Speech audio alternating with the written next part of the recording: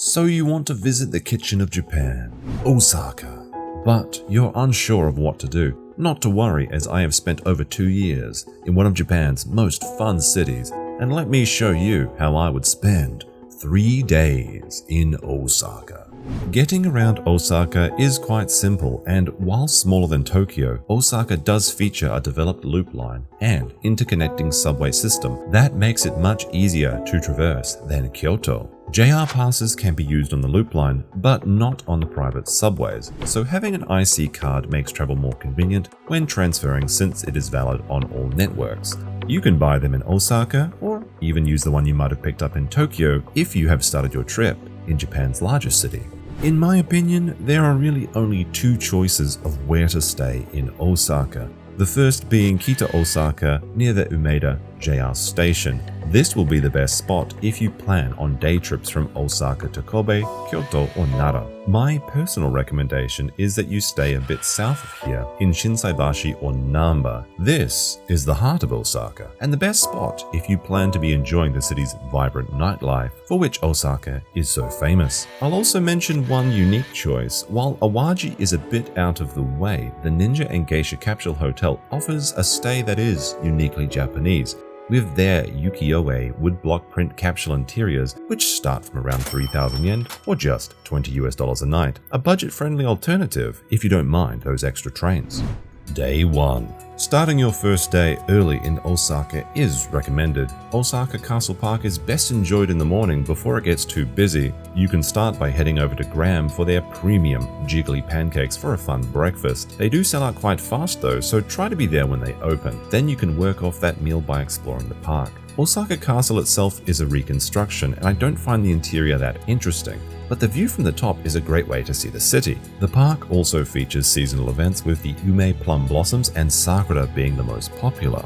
From here, let's explore some of Osaka's history. Nearby, Tenmangu Shrine is a popular choice, particularly if you're traveling around July 24th, as this is when the Tenjin Festival is held, ranked as one of Japan's top 3 events. Another great choice will be the Shitonenji Temple, which is one of Japan's oldest. The outer temple is free to explore, but the inner garden and treasure room require a small admission price, which is just a few dollars. By this time, you will likely be hungry, and fortunately, Shinsekai is close by. Shinsekai actually means New World, but ironically, this district has stayed in the past and is now a nostalgic retro town that is famous for its festival games and fried foods.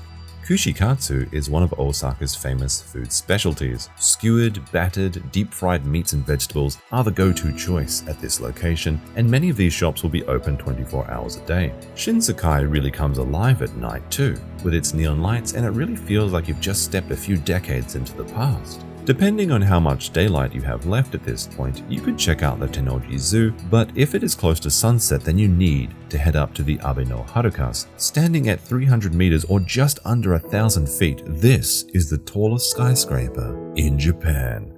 At least until Tokyo's Torch Tower opens in 2028. Abe no Harukas gives unsurpassed views of Osaka, and watching the city come alive as the lights come on is a great way to relax from the day's activities. The Kintetsu department store that is inside the building is also the largest in Japan if you wish to do some shopping before grabbing dinner. Another Osaka specialty food is okonomiyaki, and this can be found at stores throughout the city. It's basically a pan-fried savory pancake with the toppings of your choice that is usually cooked right at your table. Although personally, I prefer it Hiroshima style, which adds fried noodles. Day 2. Yasaka Namba Shrine is a truly unique and slightly secret shrine nestled away in neighborhoods just 8 minutes walk away from Namba Station. There really is no other shrine like this in Japan, with its massive 12-meter tall lion mouth statue.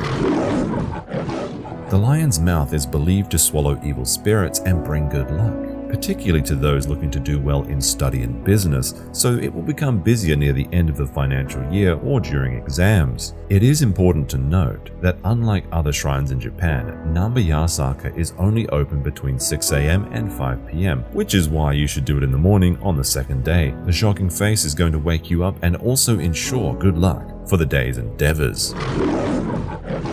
From here, anyone interested in Japanese pop culture and anime should head over to Nipponbashi Den Den Town, which is Osaka's equivalent to Akihabara, and in many ways it is the spiritual successor of Akihabara. In recent years, tourism has really changed the feeling of Akiba in my opinion, which has led to it being watered down somewhat, but the true spirit of the Japanese otaku is alive and well in Den Den Town. If it's something that you're into, be sure to check it out. And even if you're not, if you're traveling in spring, you might be able to catch the Nipponbashi Street Festa, a massive street cosplay festival that'll be like nothing you've ever seen.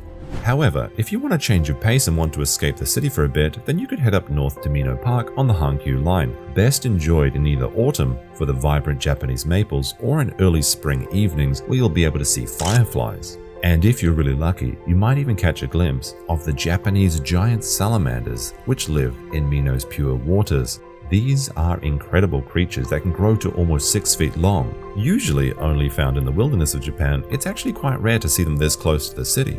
Another great alternative is the World Expo 70 Park, one of Osaka's most popular cherry blossom and seasonal flower viewing spots. Although for me, I find that the three-faced 150 feet tall Tower of the Sun is just a bit creepy. I just know this thing comes alive at night and hunts people. Anyway, if you haven't already, it's time to check out Dotonbori, the true heart of Osaka. You might recognize the famous Glico Man neon sign found at the Circle Bridge, which is a great place to meet up with friends for a night on the town. Great fun at day or night. Here, you'll be able to explore the canals, take a boat ride, taste street food, shop to your heart's content, or jump into any of the hundreds of bars. Here's a little tip from me. When walking down this road, be sure to take the secret tunnel alleyway, which in of itself is a great photo spot, but it will lead you down to the Hozenji Yokocho and a discreetly hidden temple with a stunning moss-covered statue. Splashing water keeps the moss alive and is said to bestow luck on those that do so. Hozenji Shrine can offer some much-needed tranquility in the heart of Osaka's busiest streets. There is just so much to do in this part of Osaka, and it's really about what you're interested in doing, but the locals say it's all about the food. There is even a local saying, kui daore, or eating till you drop.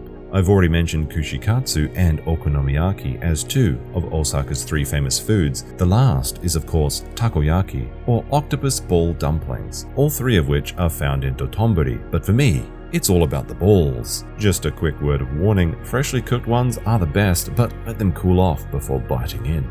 For those of you that don't like seafood, ramen is a great alternative, and there is no shortage of options in Osaka. Honestly, it's almost impossible to find a bad ramen in Japan, but one of the most popular for travelers is Ichiran, which allows you to really customize your order and has semi-private booths for solo travelers looking for a hearty meal. As the evening begins to fall, Dotonbori will really come alive, and it's great fun to bar hop and meet new people. One little place I recommend is Retro Bar Space Station, where you can enjoy a drink and also play some classic games and chat with a friendly crowd. If you are looking for something a little bit more relaxing, then I absolutely recommend Team Lab Botanical Gardens, which is a totally different experience to the Team Lab in Tokyo. Available only after dark, you can explore the park's relaxing night air with stunning visual and audio works of art that change as you interact with them. This is a really great activity for both lone travelers or the whole family. A truly memorable end to an exciting second day. For your final day in Osaka, you can spend the whole day at Universal Studios Japan. USJ is much more fun than Tokyo Disneyland and has much better rides, combined with the ever-popular Harry Potter world and the first Super Nintendo world, which actually feels like you're inside the video game. It is important to note that currently USJ is one of the most popular activities in Japan, which makes it important to check the USJ website for area-timed entry tickets. You can also pick them up on the day if you go early enough to be able to enter this part of the park. USJ can be reached from Umeda Station in just 15 minutes. If you finish the park early, or theme parks just aren't your thing, then I would absolutely check out the Kaiyukan, which is the best aquarium that I've ever seen. It even houses a massive whale shark, and I could spend hours just gazing into its giant ocean tank. And while you're here, you can enjoy the Osaka Bay Santa Maria Cruise, Legoland, and giant Tenpozan Ferris wheel. It goes without saying that Kyoto is a great side trip from Osaka, and I'll leave my 4-day guide to Kyoto pinned up here.